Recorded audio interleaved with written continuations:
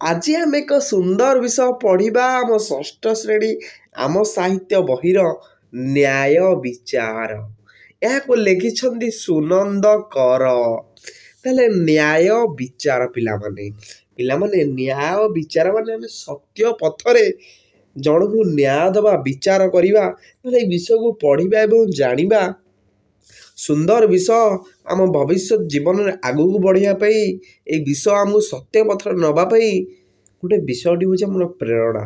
आज को प्राय पिला माने 500 पूर्वर कथा दिल्ली सिंहासन में बसी सेतेबेले शासन करुथांती सुल्तान गियासुद्दीन बलबन बुझेगा से पिला राजा मान शासन चली थाए से दिल्ली सिंहासन में बसी शासन करुथांती किए गियासुद्दीन बलबन निज साम्राज्य को सदृढ़ कर रखा निमंते सुल्तान शासन कार्य लगी टाणुआ सुबेदार और न्याय विचार लगी अभिज्ञ काजी मान को नियुक्ति करी बुझीगला माने जदि आम शासन कार्य को कौन करा पड़ो आम सुदृढ़ करने जड़े शक्त सुबेदार को एवं जे न्याय जे ठीक बा भूल निज राज्य में कौन घटुची नियुक्ति करने कौन एक न्याय विचार लगी अभिज्ञ काजी मानू सब नियुक्ति करथिले।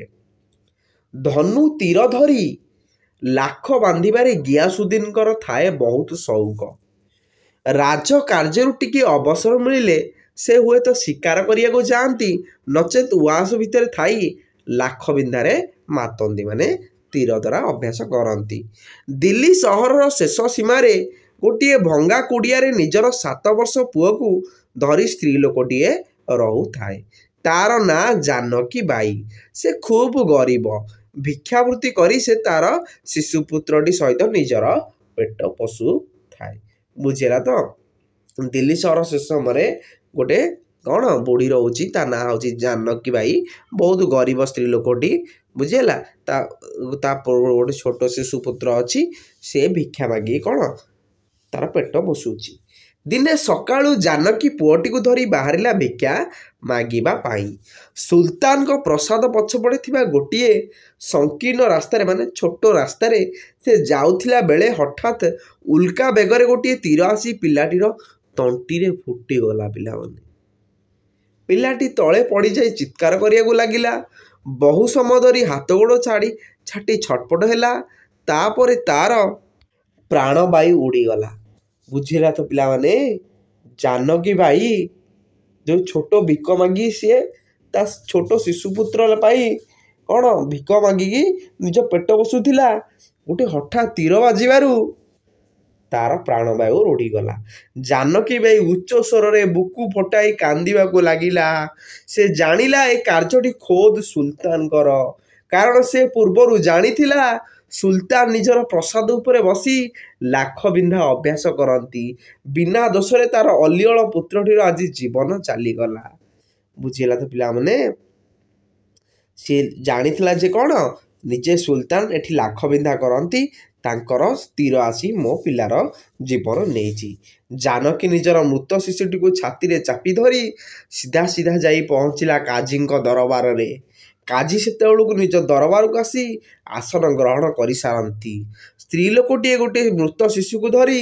दरबार रे प्रवेश करुथियार देखी तार कौन हेइची बोली से जानिबा को चाहिले जानकी निजर मृत्युपुत को काजी को सम्मुखर चटण शुआई देई कहिला धर्मवतार ए संसार रे मोर एकमात्र पुत्र छड़ा केई नाई मु जड़े असहाया नारी प्रतिदिन भिक्षावृत्ति करी पेट पोषे मु आज सम्राट राजनगर पछपट रास्तार पुत्र सहित भिक्षा उद्देश्य जाउथिबा समय बिना दोषरे केही जड़े तीर मारी ताकू हत्या करिछि मोर प्रार्थना दोषी को आपण उचित दंड दियंतु एतिकी कही से उच्च स्वर क्रंदन करने को लगिले बुझेगा तो पिला माने से जाइके सेठी दरबार उपस्थित हैला एवं कहूची बिना दोषरे मु भिक्ष मांगी जाउथिया बेले मोर से छोट शिशुपुत्र को किए तीर मारी कौन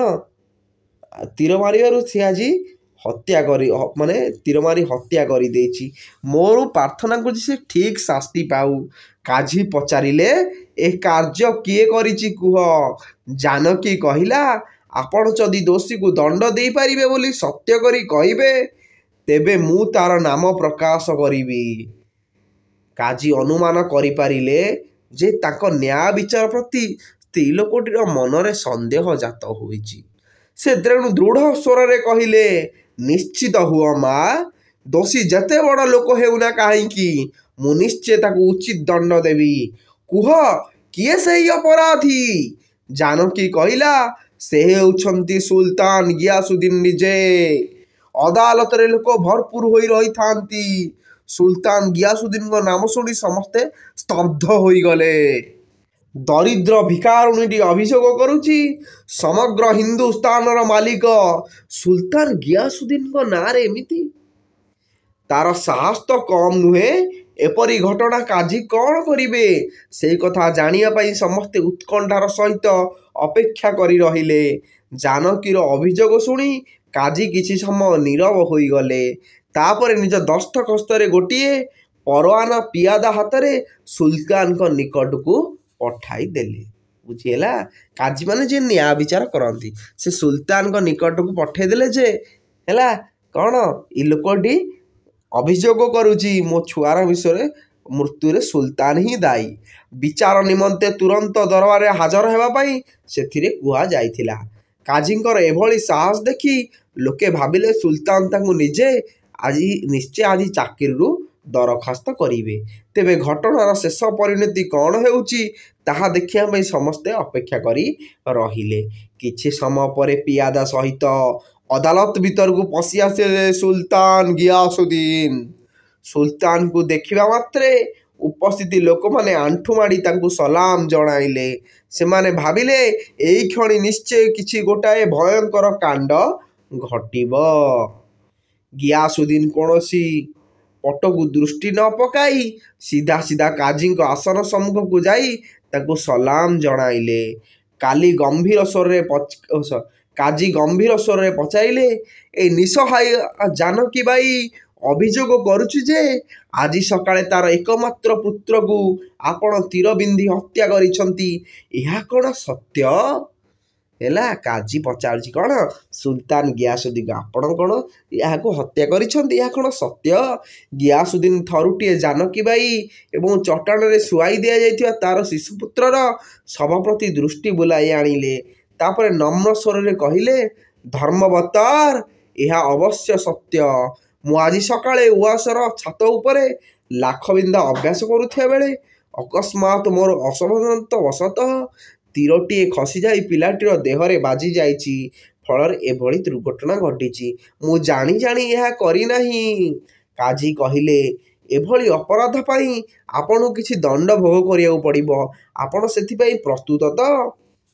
ସୁଲତାନ କହିଲେ, ଆପଣ ଯାହା ଦଣ୍ଡ ଘୋଷଣା କରିବେ ମୁଁ ତାହାକୁ ଗ୍ରହଣ କରିବାକୁ ପ୍ରସ୍ତୁତ। କାଜୀ କହିଲେ, ଏହି ନିରସହାୟ ସ୍ତ୍ରୀ ଲୋକଟିର ଏକମାତ୍ର ପୁତ୍ରର ମୃତ୍ୟୁ ଫଳରେ ତାର ସମସ୍ତ ସାହା ଭରସା ତୁଟି ଯାଇଛି। ସେ ଏକ ଗରିବ ମହିଳା, ଭିକ୍ଷାବୃତ୍ତି କରି ପେଟ ପୋଷେ। ଆପଣଙ୍କ ଅସାବଧାନତା ଯୋଗୁଁ ତାର ପୁତ୍ରର ମୃତ୍ୟୁ ଘଟିଥିବାରୁ ଅଦାଲତ ତରଫରୁ ଏହି ଆଦେଶ ଦିଆଯାଉଛି ଯେ ଆପଣ ସାରା ଜୀବନ ସେହି ସ୍ତ୍ରୀ ଲୋକଟିର ଭରଣ ପୋଷଣ ଦାୟିତ୍ୱ ଗ୍ରହଣ କରିବେ। ଗିୟାସୁଦ୍ଦିନ ମୁଣ୍ଡପାତି କହିଲେ, ଧର୍ମବତାର, ଆପଣଙ୍କ ଆଦେଶ ମୁଁ ଅକ୍ଷରେ ଅକ୍ଷରେ ପାଳନ କରିବି। ମୋର ତ୍ରୁଟି ଯୋଗୁଁ ଏହି ଗରିବ ମାଟି ତାର ଏକମାତ୍ର ପୁତ୍ରକୁ ହରାଇଥିବାରୁ ଆଜିଠାରୁ ମୁଁ ତାଙ୍କର ପୁତ୍ର ହେଲି। ସେ ବଞ୍ଚିଥିବା ପର୍ଯ୍ୟନ୍ତ ତାଙ୍କ ଭରଣ ପୋଷଣ ସମସ୍ତ ଦାୟିତ୍ୱ ଏହି ମୁହୂର୍ତ୍ତରେ ମୁଁ ଗ୍ରହଣ କରୁଛି। ବିଚାର ଶେଷ ହେଲା। ପିଲାମାନେ ନିଜେ ସୁଲତାନ ରାଜି ହେଲେ ଯେ ମୁଁ ସେଇ ଭୁଲ କରିଛି ଏବଂ ମୁଁ ବି ଦଣ୍ଡ ପାଇବି ଏବଂ ମୁଁ ତାଙ୍କର ଗୋଟିଏ ପୁତ୍ର ହେଲି ଆଜିଠାରୁ ଏବଂ ସାରା ଜୀବନ ତାଙ୍କ ଭରଣ ପୋଷଣ ଦାୟିତ୍ୱ ଗ୍ରହଣ କଲି। ଶେଷରେ ବିଚାର ଶେଷ ହେଲା। ଅଦାଲତରେ ଉପସ୍ଥିତ ଲୋକେ କାଠ ପିତୁଳା ପରି ଠିଆ ହୋଇଥାନ୍ତି। ରାୟ ଘୋଷଣା ପରେ କାଜୀ ନିଜ ଆସନରୁ ଓହ୍ଲାଇ ଆସି ସୁଲତାନଙ୍କୁ ସଲାମ କଲେ। କହିଲେ, ଜାହାଁପନା, ଆପଣ ମୋତେ କ୍ଷମା କରିବେ। ମୁଁ କେବଳ ମୋର କର୍ତ୍ତବ୍ୟ କରିଛି। ଆପଣ ମୋ ଉପରେ ରାଗ କରିନାହାନ୍ତି ତ? କାଜୀଙ୍କୁ କୁଣ୍ଢାଇ ପକାଇଲେ ପକାଇ ଗିୟାସୁଦ୍ଦିନ କହିଲେ, ଆପଣ ମୋ ରାଜ୍ୟର ଗୌରବ। ନ୍ୟାୟ ବିଚାର ହେଉଛି ଆପଣଙ୍କର କର୍ତ୍ତବ୍ୟ। ଆପଣ ଯେ ନିର୍ଭୀକ ଓ ନିରପେକ୍ଷ ଭାବରେ ବିଚାର କରୁଛନ୍ତି, ସେଥିପାଇଁ ଆପଣଙ୍କୁ ମୁଁ ଧନ୍ୟବାଦ ଜଣାଉଛି। କାଜୀଙ୍କର ନିରପେକ୍ଷତା ଓ ଗିୟାସୁଦ୍ଦିନଙ୍କର ମହନୀୟତା ଦେଖି ସମସ୍ତଙ୍କର ହୃଦୟ ଭକ୍ତି ଓ ଶ୍ରଦ୍ଧାରେ ପୂରି ଉଠିଲା। ବୁଝିଲା? ତାହେଲେ ସୁଲତାନ କାହିଁକି ପିଲାମାନେ ଏଠି କାଜୀଙ୍କୁ ପ୍ରଣାମ କଲେ? କାରଣ କାଜୀ ସେଠି ବସିଛନ୍ତି, ସେତେବେଳେ ବିଚାର କରୁଛନ୍ତି। ଯେତେବେଳେ ବିଚାର କରୁଛନ୍ତି, ସେତେବେଳେ ସେ ଭଗବାନଙ୍କ ସହିତ ସମାନ। ତାଙ୍କ ମୁଖରୁ ଯେଉଁ ବାଣୀ ବାହାରିବ, ସେଇଟା ଭଗବାନଙ୍କ ବାଣୀ। ତେଣୁ ଆମେ ସେଠି ଭଗବାନଙ୍କୁ ପ୍ରଣାମ କରେଇବୁ ବୋଲି ଜାଣିବା। ତାପରେ ପୁଣି ଯେତେବେଳେ କାଜୀ ସେହି ଆସନରୁ ଉଠି ଆସିଲେ, ବିଚାର ସରିଗଲା, ସିଏ ସୁଲତାନଙ୍କୁ ପ୍ରଣାମ ଜଣେଇଲେ। ହେଲା, କାରଣ ସିଏ ବର୍ତ୍ତମାନ କ'ଣ ସେଠି ଆଉ କ'ଣ ନ୍ୟାୟାଧୀଶ ନୁହଁ, ସିଏ ଆଉ ବିଚାର କରୁନାହାନ୍ତି। ବିଚାର ସରିଗଲା। ବୁଝିଲା ତ ପିଲାମାନେ? ଏକ ସୁନ୍ଦର ବିଷୟ, ଜୀବନରେ ବଢ଼ିବା ପାଇଁ, ଆମକୁ ସତ୍ୟ ପଥରେ ଯିବା ପାଇଁ ଏକ ପ୍ରେରଣା ବିଷୟ। ଆମେ ଯଦି ସତ୍ୟ ପଥରେ ଅଛେ, ଆମ ଦେଶର ରାଜା ବି ମଧ୍ୟ କ'ଣ, ଆମ ରାଜ୍ୟର ରାଜା ବି ମଧ୍ୟ ସେ କହିବ, ହଁ ତୁ ସଠିକ୍ ପଥରେ ଅଛୁ, ତୁ ମୋ ଦେଶର ଗୌରବ, ତୁ ମୋ ରାଜ୍ୟର ଗୌରବ। ନ୍ୟାୟ ବିଚାର ହେଉଛି ଆପଣଙ୍କର କର୍ତ୍ତବ୍ୟ ଏବଂ ଯେଉଁ ନିର୍ଭୀକ ଓ ନିରପେକ୍ଷ ଭାବରେ ଆପଣ ବିଚାର କରିଛନ୍ତି, ମୁଁ ସେଥିପାଇଁ ଆପଣଙ୍କୁ ଧନ୍ୟବାଦ ଏବଂ ଗର୍ବ ଓ ଗୌରବ ମନେ କରୁଛି। ଧନ୍ୟବାଦ ପିଲାମାନେ।